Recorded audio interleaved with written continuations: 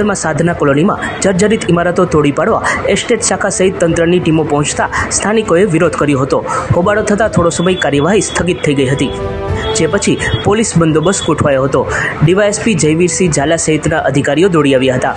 દરમિયાન ડિમોલિશન કાર્યવાહી આરંભ થઈ હતી ત્યારે એક સ્થાનિક યુવક બેભાન થઈ જતા અફરાતફરી મચી ગઈ હતી અને યુવકને તાત્કાલિક એમ્બ્યુલન્સ મારફત હોસ્પિટલ ખસેડાયો હતો.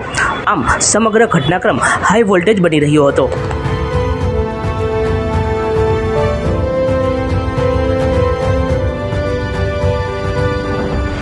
સચોટ સમાચારો સૌથી ઝડપી મેળવવા માટે અમારી ચેનલને સબસ્ક્રાઇબ કરો.